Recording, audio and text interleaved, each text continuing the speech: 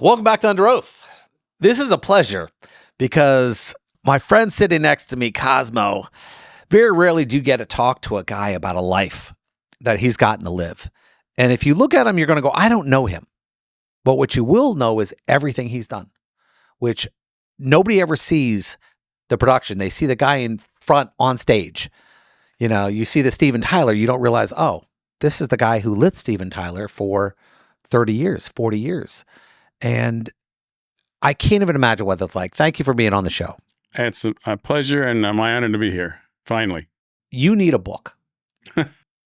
No, you need a book, and not one of those tell-all books. No. Yeah. But I'm talking about if you want to experience a life. This is a life I wanted, and I went after it. And here are some of the amazing things that I've seen and some of the lessons I've learned on the road. And I can't imagine the effect that would have, you know, on people who are going after a dream. I mean, how you fell, one phone call changed your existence. Yeah. So tell us about that. Well, you know, I started working in New York in 1979. I mean, I was a frustrated musician, which I think most of us are in the business, you know. And I came back down to Florida in the early 80s, around 81, I came back, and I started working with the local stagehands. And I worked at Lakeland Civic Center at the concerts, and I would give my number to every, you know, roadie that came in, and, you know, never heard anything. And then I ran into the same guy. He was a lighting guy, named Gordy Bard, and I kept giving him my number. And I mean, the chain of events, see, this is the thing, how the universe works. And the chain of events was that I was living in a home that I had to move out of, and I moved in with my brother-in-law at the time. And we were waiting to try to buy a house, and we didn't get the house, so we moved into an apartment. But basically, the guy that from the lighting company in Dallas, Texas, called TTR, had my number. At my first place, and then I moved to my brother-in-law, so he had that number, and then I moved to an apartment in Altamont Springs, and literally I moved on a Friday, and the phone didn't get turned on until Monday. Well, Richard Hartman actually called my brother-in-law that morning, who answered the phone amazingly because he liked to sleep in late. He had the wherewithal to find my new phone number, and thankfully my number had been turned on. So my wife at the time answered the phone. I wasn't even there. I was at a Midas muffler shop getting a new muffler put on, and she knew where I was and called me there. So all these things could have gone wrong. Just one missed phone call, it would have never happened. And I she called me, and so I called Richard, and they needed a guy immediately for the band The Cure on the lighting crew. So that one phone call changed my life. Can you be in Chicago overnight or something like Basically, that? Right? Yeah. Can you be in Chicago tomorrow morning? You know, the dream was, hey, I want to go on tour. I want to do things. And a lot of people listening, and I'm sad that you might not know who The Cure was. But back then, The Cure was a beast. Yep. I mean, they were, that had been one of those shows you're going, wow, this is going to be amazing. You know, tens of thousands of people, 50,000. You know, you didn't know how, you know, you've done shows where, I mean, 1 million people. Yeah, we did in 1991, AC/DC played in Moscow at a Toshino airfield. 1.6 million people, they say, were there. How do you even fit 1.6 million into something? Well, it was an airfield, and it was, you know, back in those days, nobody had cars. It was all public transportation, and they had buses, you know. So, I mean, it was people were arriving the night before, you know, for the show. Now, a lot of people don't know the setup for the person in charge of the lighting. You know, they're sometimes in the audience, you know, like, you know, 40 rows back or 50 rows back, you know, in a little square area, and everyone's around you. I can't imagine you looking around and going, how many people are here? I mean, is that just humbling, or are you just going, this is, I don't even know how to respond? Well, it is very humbling, and you know, being in the middle of it, it's amazing. I mean, I've been doing this for 47 years, and it never wears off. You know, when I look around, I mean, before every show, I put a post on Facebook a while ago that when I walk out, you know, when the opening act is on, I walk out right towards their end of their show. because I need to be out at front of house, the area where I run the lights from. I have to be out there ready to go when they finish. But I also want to take in the audience as they're finishing their set, and I walk through the crowd and go to my position. And it's just, I never get tired of it. God, I've been fortunate enough. Cosmo took care of me one time. I used to be on another show, and I was flying into Vegas, and I guess he saw something I posted on Facebook, and he was like, "Hey man, I'm not in Vegas with Aerosmith this weekend, but let me hook you up with my boy Carrot Top's manager, and you could do that." And I was going, "Well, that was really nice," and I didn't know you that well, and I was like, "That was really nice of him." And then the next time I was flying in, you said, "Hey, you want to sit with me, in the cage while we do for Aerosmith?" And I was going, "Yeah, that'd be amazing." I didn't realize how amazing that would be, because I found myself watching you more than I was watching the show. And here's the stupidity. Everyone thinks, oh, it's a computer. You just push a button and it just, the whole show is up there. Watching you were playing an instrument, but it's an instrument of light. Correct. And it moves around. And yes, you have an idea where it might move, but you always have to be aware of minute changes that are happening in milliseconds. Well, exactly. And, and especially, I'm very fortunate that I work with all these classic rock bands, and they, there's a lot of newer bands that run the time code, and I get it. I don't have anything against it. But there's something about, the way a band like Aerosmith or AC/DC plays. Aerosmith is known as being sloppy, not in a bad way. They just play music. They choose. Yeah, exactly. And the thing is I run lights the same way. I'm not sloppy, but if they slow the tempo down or if they change something, I change accordingly. It's not cut and dried. I lay out, the looks and all the different colors and different patterns that I use. I lay them out. And, I run the same show every night pretty much, but I can always change things up. Now, a lot of people, when you talk about this stuff, they don't understand. They go, oh, what's a famous lighting guy? Can lighting guy be famous? You've been a top 5 guy for decades. Yeah, it's funny. Where every year people in your field get together and they go, who are the top 5 guys? And they have these awards they have. Is it in Vegas normally? Well, they have 2 different awards. They have the biggest one's called the Parnelli Awards, and it used to be in Vegas, and it's in Anaheim now. It's during the NAMM show. I've won twice, which is only a few people have won twice. I won 10 years apart. It was so that was quite the honor for that. There's another award called the Pinnacle Awards, and it's a conference that happens in Palm Springs. And I've won several of those awards over the years. I've had the opportunity to watch a lot of different people. Some people in your position, some people in the sound position, some people who are stage managers and everything else like that. When the people who run the 9/11 commission call you and say, listen, we want you to light every year for September 11th. And they come to you and they say, we want you to do this. Is it just something you go, oh my God? Well, it's not as cut and dried as that. It was brought about 6 months after by a guy named Michael Ahern, who was the production manager for the Rolling Stones tour I did in 89 and 90, the Steel Wheels tour. And he's the one who put it together.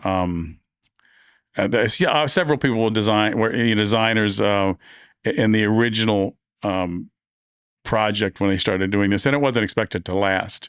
The overall lighting designer was a guy named Paul Morantz, who sadly died, I think, last year. I knew these people, and I went to New York every year just to pay homage to the what had happened. It was my way of dealing with what had happened. So after several years, they said to me, "You were here all the time." I knew Michael Ahern and the team, and they said, "Why don't you come up, and work it with us and help us put together the lights and stuff." So that was a great honor for me. So ever since then, I'm pretty much there every year. That I can. I haven't been there every year. It depends on work. So it wasn't the 9/11 people who asked me to do it. It was the production team that puts the lights up. I always say I'm just part of the team that puts the lights up, but it is a great honor for me to be there every single year that I can. And I know what it means to not just Americans, but to the world. You were fortunate and you earned it. You did a lot of work and you put yourself in a position and you marketed yourself and put yourself out there. You get the job and you're traveling now. Do you say to yourself, this is where I want to be? Or do you even envision it? Or are you just like, hey, I'm doing my job every day? Well, it's going back to, I went to see Kiss in 1976, and I was already into playing guitars. I was already into music. And I saw Kiss, so it's 50 years. I saw Kiss at Lakeland Civic Center. And, Ace Frehley. I was a guitar player. I wanted to be a guitar player. I played guitar. I wanted to be a rock star. I was 15 years old. I wanted to be a rock star. I told my mom I was going to be a rock star by the time I was 18. That didn't work out. But it evolved. When I was younger, I wanted to be a fighter pilot. I wanted to be an airline pilot. I was into airplanes. And I moved to New York. I played in a band in high school, like a Southern rock band. And then I moved to New York in 78. And I was trying to get a job. And a friend of mine that I went to high school in New York with a few years prior was working with a band in New York called Falconetti, and they needed a drum tech. And he said, do you want to come and be a drum tech? I knew nothing. I could play drums a little bit from being in a band, but I didn't know. So oddly enough, the first gig I did, it didn't really go any better because I didn't have a chance to play with the drums, and they were not going to hire me. I said, give me a chance. Let me go to the rehearsal studio and set it up. And so a few days later, I did that, and they hired me, and I started doing that. And I was a drum tech. And then my thing with, and I tell this to young people, my thing is never say no. Especially today when you have all YouTube, you can go to YouTube and learn stuff. They would say, do you want to be a bass tech for this? Do you want to be a keyboard tech, guitar tech? I would learn stuff. I would talk to my friends and say, well, how do you do this? How do you work this tuner and stuff like that? So I started doing anything for bands, that had to do with, I was called a backline tech, tuning guitars, setting up drums. And then I moved back to Florida and I started working as a stagehand. And I wanted to work concerts, so I started working the local concerts as a stagehand, and I worked with the sound crew, the lighting crew. I worked with the backline guys, the carpenters, whoever, as a stagehand. And so that's what I did. But the way I got into lighting is you would have to push boxes from the truck to the stage, and it was boring. So the first guys I went to work with, the lighting guys. So what I would do is wait until I knew they were going to start asking guys to go on the stage to help to bolt together trusses and hang fixtures and stuff. And then that's how I ended up doing lighting. And at the time, did I know I wanted to be an LD? The one thing I knew I wanted to be when I was in New York is I wanted to be on the road. I wanted to tour. I've always wanted to tour the world since I was a kid. I wanted to see places. But that's my goal at that point was I want to go on the road. You're on the road. You're doing lighting. You're not the lighting director. Right. No, I'm a lighting crew. I'm not even a crew chief. I'm a crew guy. And somebody goes, hey, the offer has to come up. Somebody leaves or somebody, Well, this is how this happens, and it still happens to this day. So you have, the first tour I did was The Cure, and then I went, after that, I went out with, I did a Mandrell thing, and then I went out with Genesis on The Invisible Touch, which is a huge tour. That was a big year-long tour worldwide. I flew on the Concorde. And then after Genesis, I went and did another Cure tour and another Barbara Mandrell tour. And then I went out with INXS. But what happens is there's always an opening act. There's a support act.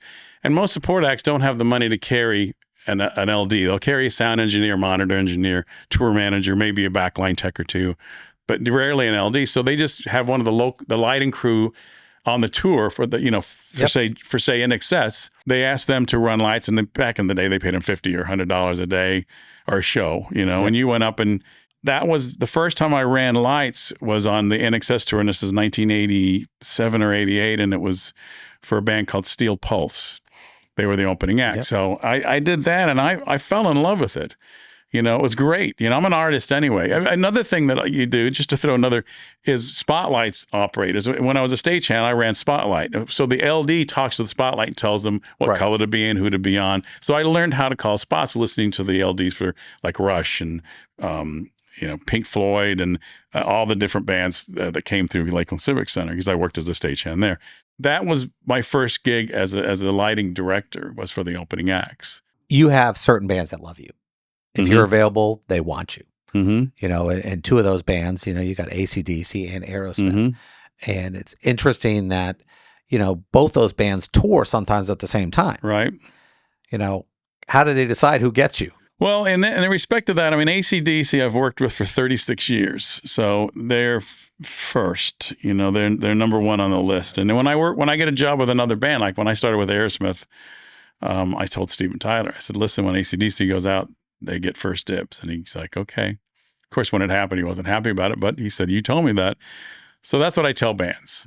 You've told me, because when we did the show, that Steven is like a perfectionist. And a lot of people, they see somebody's image on stage or something. They go, oh, yeah, this is the hard charger party and everything else. And they talk about all the drugs and everything else. But most importantly, you've told me how much he cares about the quality of his show and that he's always getting notes on every show. Yep. Is there ever a point where you feel safe, where you're going, okay, I screwed this up? Well, I mean, you don't, you live and die, as I say, you live and die by each cue, by each lighting cue. And it's just like, oh, what is Steven going to say? You know, and first of all, you want to do the best job you can, you know, and that becomes apparent when you're honest about it, when you're, you know, this is, you know, I'm doing the best I can. I'm not lazy. I'm, you know, it's, you know, art is art. It's hard to say, well, Cosmo, why did you use that color? Well, I liked it. Well, I don't. Okay, then I won't use it again. You know, Steven is a perfectionist, and I'm not going to say he's not a micromanager. He does give me leeway. You know, he loves me to come up with ideas. All bands like you to do that, and I want to hear their ideas and stuff. And but it's, oh yeah, every night you go, you know, I hope I don't screw up. Now, the hardest thing that I would think traveling with a band is, especially a big band, is stuff happens. You know, and you're sitting back there going, okay, are we going to have a show tomorrow? You know, you're talking 100 people or more dependent on that band playing that night. And when something stops that from happening or causes conflict, I mean, do you just sit there and go, okay, I just show up. I'm just going to do my job. Or does it emotionally affect you? Well, I mean, it does. I mean, I'll give you, for instance, I did the Hollywood Vampires, I think in 2023, and we were touring Europe, and it was huge. I mean, you know, we played all over the place. We played a lot of old Eastern Bloc countries, and we were playing in Budapest at the arena there. I mean, it was a sold out show, like 14,000 people. It was huge, especially for the Hollywood Vampires. And Johnny got sick, you know, and you know, we set up. We were all ready to go. Doors had been open. Yeah. And doctor came and saw him, and he was just unable to perform. And, you know, they discussed maybe we can go on without him, but it's like, well, no, people came to see the three, you know, Alice, Joe Perry, and Johnny Depp. And Johnny was like, well, you go without me, okay, but, you know, they knew better. It wouldn't work. So sadly, we canceled the show right before doors. I mean, it just gutted us. Everybody in the crew was just so sad and you know, and all these people saying, oh, Johnny had a hangover. And Johnny was sick. Johnny would never cancel the show unless he couldn't do it. How many times have you had this? I mean, you probably can count it on two hands. How many times you fully set up and it didn't happen? You know, a few times here's the thing. For insurance, you have to set up, even if, you know, the singer will wake up in the morning and say, I'm sick. And, well, he has to see a doctor, and the doctor has to say you're too sick to go on. You know, it's very, you know, it's insurance purposes. So you still have to set up, go through the motions. They don't really tell us, you know, you might get wind of it. You know, this may not happen. I mean, it happened a lot. I did Black Sabbath, and it happened a few times on that. You know, we got wind that Ozzy was sick, you know, and they said, well, we don't think it's going to happen, but set up. You know, and it's, you know, should we plug things in or should we just go through the motions? But you never know, because things change. People do get better. So you still want to be show ready until the doctor says he cannot perform. Bringing up Black Sabbath, I had the opportunity, I do stand up too. So I travel all over the country, and I got to do a lot of openings for Jim Florentine, who did, you know, that metal show. Yep, with Eddie Trunk, yep. And he was talking about, you know, seeing, you know, Ozzy's last show. And what that was like and how devastating that was for everyone there.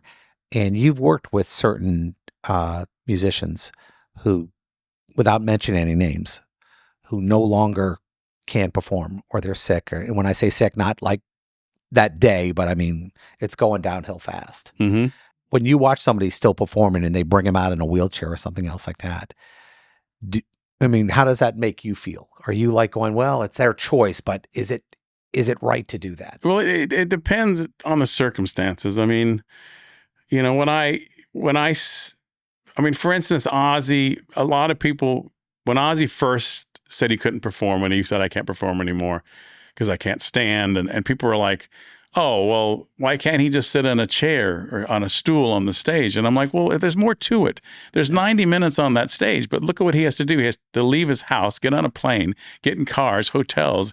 Everything leading up to that 90 minutes is hard work. It's hard work traveling. You know, even as a rock star in private jets and stuff like that, it's still hard work traveling, especially for someone who can barely walk. You know, so people look at me and go, oh, now I understand.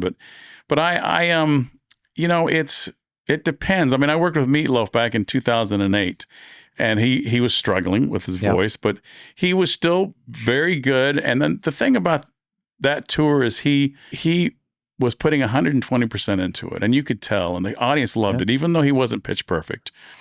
You know, and it's like people talk about David Lee Roth, and you know, you hear people, singers that have a hard time singing. Dave, You know, it's their prerogative if they want to go do it, and you know, people complain about it. I'm like, well, if you don't want to go, don't buy a ticket.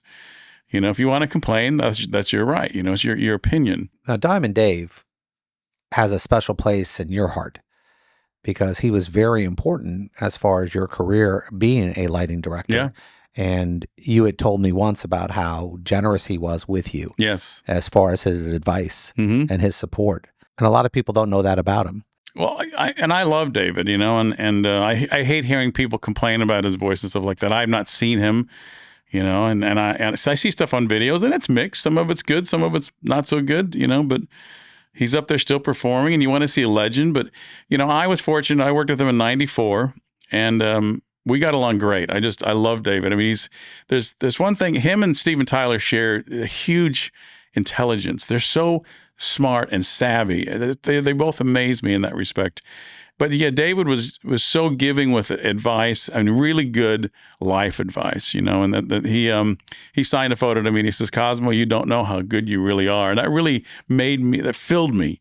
You know, it filled my cup. I'm getting, you know, my body's electric right now thinking about him saying that and how much that meant to me. And he knew it.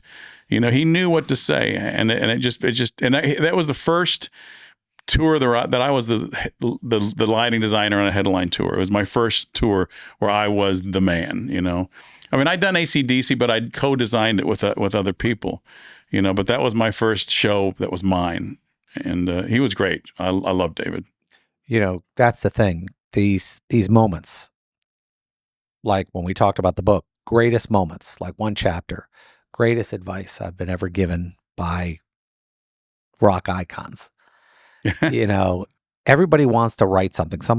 I was interviewing somebody the other day who was writing this book about, and it's not kind, and some bad things about some people who wouldn't want that to happen. I think what you could do, some of the stories from the road you would tell would be, oh, this was a great moment. This was this. And people would go, wow, more like a dream than the negative. Well, I mean, let's talk about it. I've actually written a book. Okay. I have a co-writer in Cape Coral. And we started writing it during the pandemic. You know, I went down there to visit him, and I've kind of shelved it just because I need to edit it and go through it. The thing is, the book is twice as long as it should be.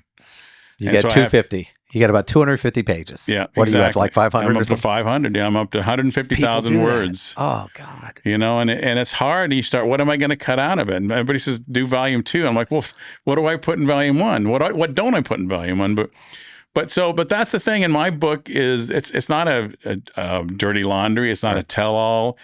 It's first of all, it's basic. The basic feel of the book for me is how fortunate I've been, how the universe works, and how being in the right place at the right time, and the influence that all these people have had on me, and gratitude.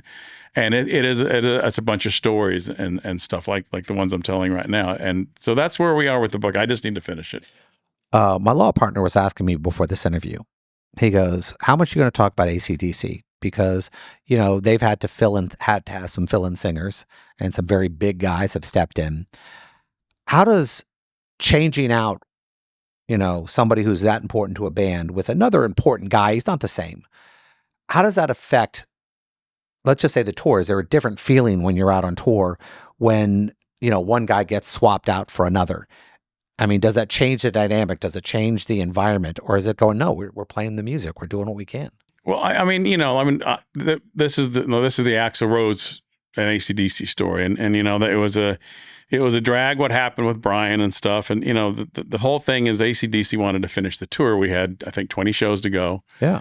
And their thing is finish the tour. Responsibility to your audience. Exactly. And they offered money back to anybody who wanted the refund. And I think there was just, I think 15 to 20% of tickets were refunded, but they were bought up. I would assume people would go, well, I like him. Well, there's lots of everyone people has their fan base. They don't like Axl Rose, and I understand why certain things, with his late performances and when he was with Guns N' Roses and stuff like that. But it was an interesting. I didn't know who was going to do it at the time. There was talk they were going to, That's a big choice to go. Okay, who are you going to get? We're bringing in Axl Rose. I mean, well, even for you must have been like going, what?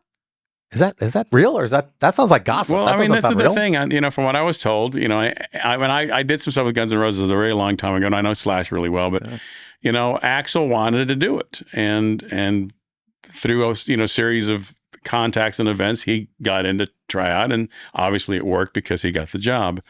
And the thing is, everybody gives him a hard time. I got to say, he was so respectful of the whole situation. He was respectful of Angus. He didn't see Brian. I mean, obviously there could have been some animosity there, but Brian wasn't there. So I don't know what had happened with that. But I mean, I can tell you that, Axl came to see a show and it was fine and Brian was fine. So, it happened. But I mean, Axl went on that stage and he said, I'm not changing. I don't want to change anything. I just want to come up and sing, and he wasn't the Axl Rose of Guns N' Roses. He was the fill-in singer for AC/DC. He would step back and let Angus do his solos. I mean, it was great. People saw it. You saw it every night. And it was a great tour and it was different, having Axl, but he didn't want to change the songs, the set lists or anything. The cool thing was they added songs that, were old Bon Scott songs that Brian hadn't sung. So it was great hearing the older songs and, but as I said, it was 20 shows. It was mixed reviews, but mainly opinions. I mean, I think he did a great job and it finished the tour out and it was great. I had forgotten you worked with Journey. I had forgotten that. And Journey was my first concert in 1981. Wow. And I saw them. They were playing with, it was kind of funny because they were playing with Sammy Hagar. Sammy Hagar was there, Bryan Adams, and Aerosmith. Okay. And it was at a baseball field in Miami back in like 81. And, it was amazing to me. And, they always talk about Steve Perry coming back. Right. They always say that. And I'm like going, those notes are hard. But for a young guy, much less for somebody, in their 60s. And people don't get it. That's why you have backup singers. That's why the backups will help carry a note when you can't. Well, that's what David Lee Roth did. Yeah. I mean, David Lee Roth had a great bunch of backup singers. And, Journey, I did a little short stint with Journey, and it was fun. And it was I love working with bands that I love listening to. And I'm very fortunate that I worked with so many, and they were great. And I mean, I did a few months with them, and I was asked to carry on, but it just conflicted with so many other things. And there's a lot, Journey's known for a lot of drama.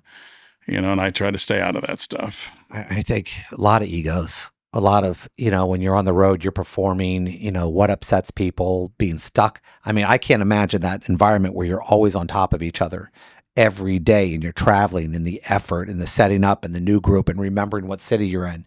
I had a buddy of mine who used to be the trainer for the Magic. And he said, I had to write my room number down on something every day or take a picture of it. And I had to remember where the bathroom was in my hotel room. Well, yeah, I mean, I'm the same way with that kind of thing. I mean, I keep my room key in my pocket and I keep it in this little slipper so I know the room number. I mean, I'm pretty good about remembering, but yeah, I mean, I'm in a different room every day, and that's the same thing. You wake up in the middle of the night to use the restroom and you go, which side of the bed is it on? And it's dark. So you hooked me up with your favorite Korean barbecue place we went to. Mm-hmm. They kind of went downhill a little bit. Oh, did they? I haven't been there in a while. There's been about four. There are four others that are doing really well in Vegas now. And I remember going, and I took people for years. Since we went. I've probably been like 20, 30 times every time I'm there, and it's fantastic. And that is the one thing about what you get to do.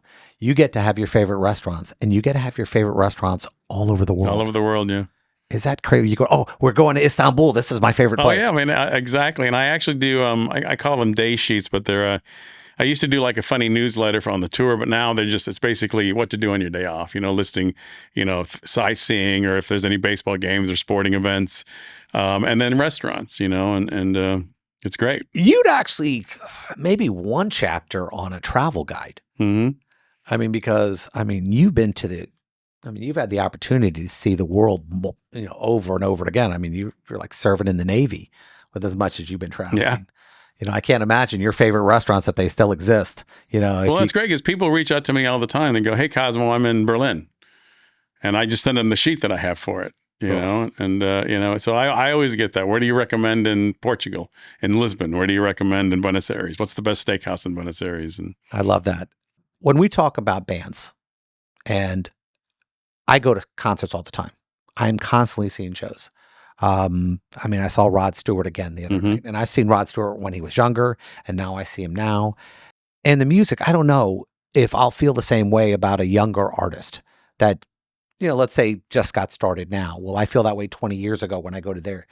Do we create rock stars anymore? Well, I think it's, here's how I put it. So, and I was born in 61, so 70, let's take 75.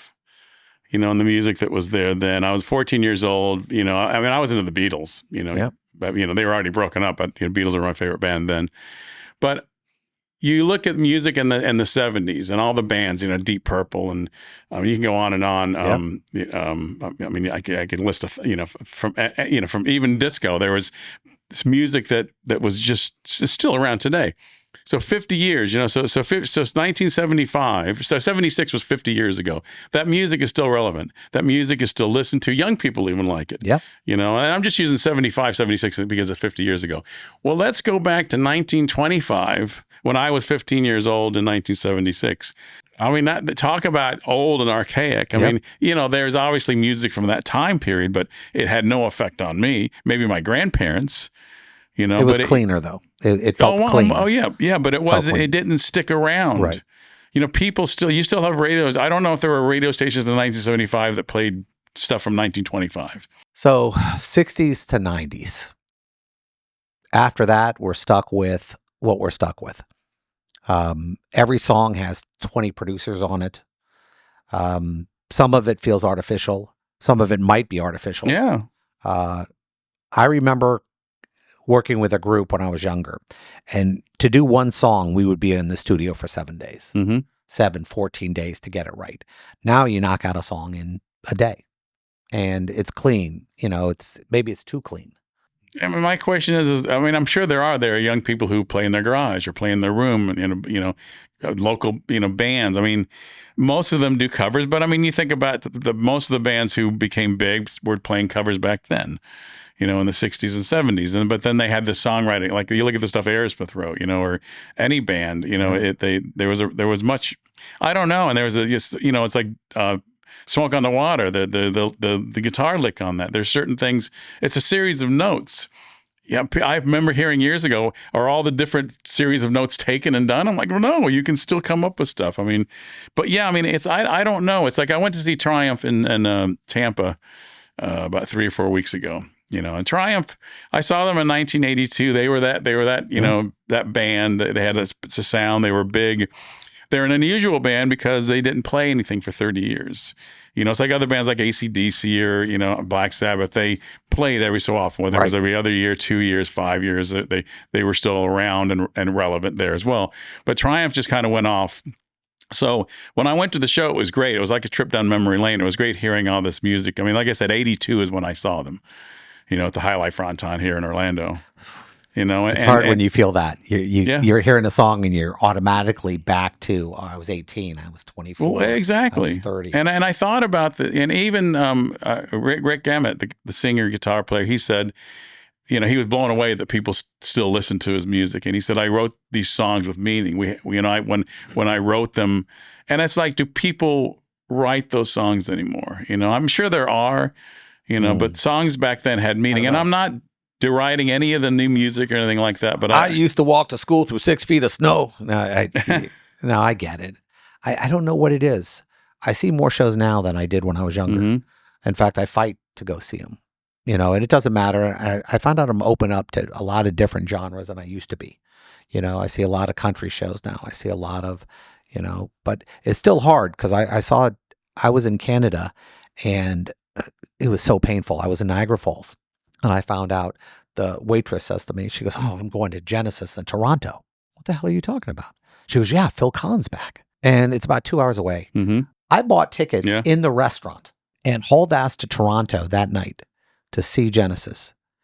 And he was in a wheelchair. Right. And he had some backup singers. And I was going, wow, the song, there's a memory to that. Yep. But what I was looking at was rough. Yeah.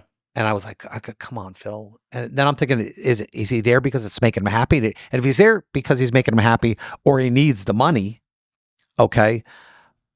But if they're kind of forcing him out there, that's a whole different thing. And I don't quite know how to respond to that. And makes me feel old sometimes. And it makes me feel like, hey, maybe he should not have done that. But I don't know. Well, I mean, I agree. I mean, I went to see, in the last few months, I saw a flock of seagulls in Mount Dora, and Ran. Oh my God. I saw, who Lena Lovitch is. Yeah. I mean, she was a new wave. I saw her in Mount Dora. It's great seeing, and they are all up there having a great time. Like you said, that means a lot that they're up there playing and they're not going through the motion. They're not forced. I went to see, who did I see the other? Nazareth. And I think the original bass player. Yeah, but one guy, like Chicago. Every once in a while I see Chicago, I'm going, who is alive for this? And there's the one dude on bass. Well, I laugh that, because Lynyrd Skynyrd and Foreigner are doing a tour together this summer. And it's like, there's no original member in either band, but it's perfect. I love Foreigner so much. Oh my God. Well, I mean, there's the guys that have been there for quite a while, and it's Mick Jones is still involved and was, involved, he was in that band, he's just not there anymore, and Lynyrd Skynyrd, a lot of the same guys have been in Skynyrd for a very long time. So I don't put him down. A lot of people put him down. People, that drive me nuts when people complain about. Hey, if it introduces people to the music, it's a good thing. But it's been happening longer. We're not making fun of this now. I mean, come on, all the Motown people. Yeah. They got One Pip is alive, or I saw Gladys Knight before she died, and it was Gladys Knight and the Pips, and she had one pip. Mm-hmm. And my dad, who was probably about 5 years before he passed, it made him so happy. I mean, we were sitting like at the front row at the not the MGM, maybe it was a Sands, I don't remember, but he was this was bringing his life back to him. Well, see, that's the thing. And like we were talking about David Lee Roth, I mean, people complain he can't sing or has issues singing, but you're seeing a legend and you're still, it takes you back. This is like you were saying about the nostalgia. That's the whole thing. And I think this music will carry on. My thing is in 10 years, all these guys will be gone. They'll be dead. I mean, and you have people like David Coverdale, from Whitesnake. Whitesnake was a great band. I did lights for them for a long time, and I loved working for them. I loved their music. And David Coverdale just decided to retire. You get tired. Well, that's the thing. And also you realize that your voice is you don't want to, I mean, there's ego. You don't want to go out there and read the reviews. Oh, he can't sing and stuff like that. So you say, well, you know what? I'm not even going to tempt fate. Steven Tyler. Your voice does not work the same. People don't realize your muscles in your throat. You'll wear yourself out in a quarter of the time you used to get away with stuff. You could push a note without hurting yourself. And now that doesn't happen. Sometimes you can't talk for 3 days after you perform, and then you have to use everything, humidifiers. And Brian Johnson is 78. We do a show and we need 3 days. We have 3 days off between for him to recover because it's, he sings for almost 2.5 hours, and he sings hard, and Steven Tyler, we're getting ready to do the tour in 2023, and he blew his voice out, 3 shows into the tour. And it was another gutting thing because we had this big tour sold out, but you imagine how he felt. Devastated. Yeah. You feel like you're letting everyone down. Exactly. Now you are going back on the road. Mm-hmm. This is AC/DC's supposed final tour. I never take that too serious, but I have to. The thing is, they never say that. They've never said that. So this tour essentially started. I mean, here's the thing. In 1990, when we were doing the Razor's Edge tour, there was a press conference and they asked Malcolm, is this the final tour? And he laughed.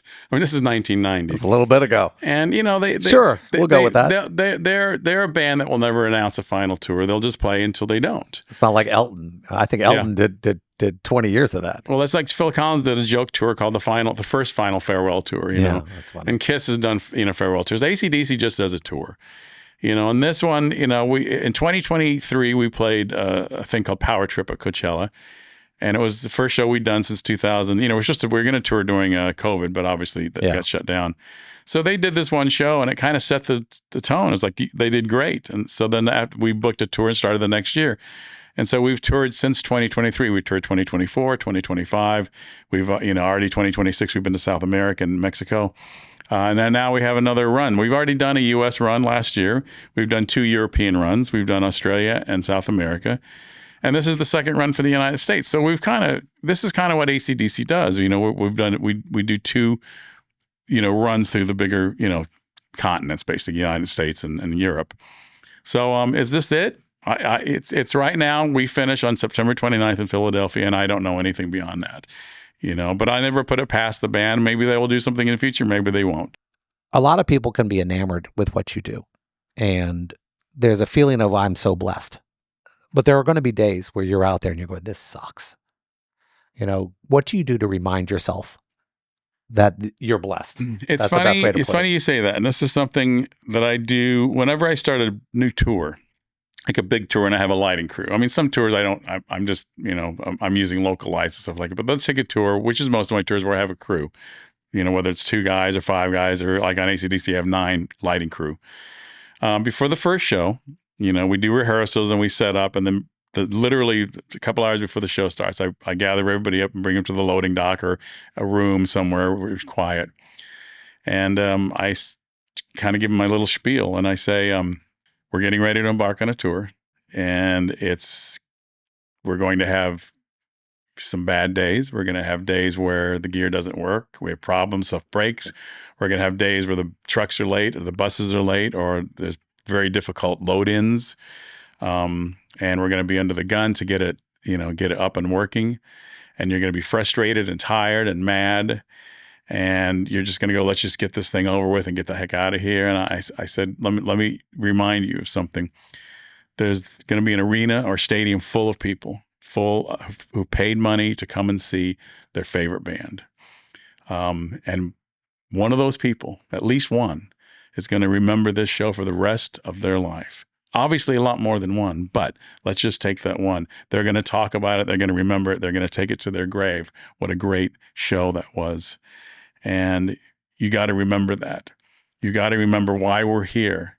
And no matter how hard the day is or how bad things go, those people still came to be entertained and see your show. And you do not want them to know that you had a bad day. You want them to walk away with a memory of a lifetime. And then I look at them and I say, do any of you have a show like that? And they all, of course, nod in agreement. Everybody does, not just one show, multiple shows. But yeah, that's the thing. It's why we're there. And it's not just okay, 90% of the audience is going to be entertained, go home and go, that was great. There's going to be people who will remember it for the rest of their life. They'll remember certain moments. Steven Tyler looked at me. Steven Tyler took my phone. And then, it's you just look at that kind of stuff. People, that's what that keeps me going. 3 biggest fanboy moments for you where you got to meet somebody and you were just blown away. So growing up, Led Zeppelin was my favorite band, and wanting to be a guitar player, of course, Jimmy Page was my idol. I wanted to be Jimmy Page, and I even had my hair permed to look like his and wore a captain's hat, and I just loved Led Zeppelin. I did, and I got to see them in 1977 in New York at Madison Square Garden. It's still, once again, one of those memories that sticks with me the whole show. And on that one, Robert Plant looked at me. He said, "Do you remember Laughter?" Pointed at me. So, like you said, there's that moment you don't forget. But so Jimmy Page. So I'm out with Emerson, Lake and Palmer in 1992, and Jason Bonham, who had known before, was opening up for us. The Jason Bonham Band. We got invited to this place called the Lost Weekend, which was a club in London, and it was private party, and it was just the doors were closed, and there's a few rock stars there. Emerson, Lake and Palmer, Jason Bonham was there. Jimmy Page was there. I'd never met Jimmy Page, and I'd had a couple of beers, and I was hanging out with Jason and everybody, and I said, so when are you going to do, I jokingly said, when are you going to introduce me to Jimmy Page? He says, what? You haven't met Jimmy? He said, come on. He grabbed my hand. I said, no, I was just kidding. I was just kidding. He says, oh, no, you're not. So he grabbed my arm and brought me over and said, Jimmy, this is Cosmo. He's Emerson, Lake and Palmer's LD. He also does AC/DC. He's a good friend of mine. And I was just like, I was fanboy starstruck, and I shook his hand, and he's very nice. Cosmo, really nice to meet you. And I said, just, I got to say, I'm a huge fan. It's really a pleasure to meet you. And I'm not going to go into details about that night, but we stayed up till 6 a.m. in that club talking, and it was amazing. Just meet this, and to take that story a little further, a few years later, he was out with Paige Plant, and I was down in Miami, and I was dating a girl at the time who was the box office manager. And I didn't go find him and say, remember me? I was sitting in catering with some of the crew and some friends, and Jimmy walks in looking for somebody else, and he sees me, and he crosses the room, and he goes, Cosmo. Everybody and all my friends in there, all the stations was like, what? He comes over and sits down with me, and we catch up for like 5 minutes. So that was, a double fanboy moment. I've seen him many times since, and he's just really, really, really great. The another one, which is, as you said, which one is bigger? I was out with Emerson, Lake and Palmer again, in the same time period, and who was playing the Royal Albert Hall? I think it might have been Tom Petty or something, but it was some big event. Tom Petty. And the guitar tech is a guy named, who was the guitar tech? Alan Rogan, who was Angus's guitar tech. So he was doing the show at Royal Albert Music Hall, and I had a couple of days off. He says, come to the show, I'll get you in. He was guitar tech for George Harrison. So I go to the show, and then he's bringing me, we're backstage, we're hanging out, we're talking and stuff. And then he says, I want you to meet somebody. And he walks me over, and he says, George, this is Charlie. That's my real name. And I was like, I'm meeting a Beatle. It was George Harrison. I put my hand. I didn't know what to say. I said, I didn't say anything. I said, it's a pleasure to meet you. And he was really nice and said, nice to meet you. And, how are you? We just talked. And that was a fanboy starstruck moment. That was. Oh, man. Thank you again for this opportunity. And I hope this interview was a little different than a lot of ones you do. 100%. And I as I said, I'm honored to be here. You're my friend, and I appreciate your shows. Yeah. And I'm honored to be on it, and it's great. I love doing this, and I'd like to give out my shout out to my producer, Dave, because I'm sure the only person who loved this more than me is him. Because he, talking to the, what was it, the Long Island medium, he do a lot of weird ones. I'm sure this was the one he was going, oh, yeah, I like that. So thanks a lot. And hey, we'll be back in a few.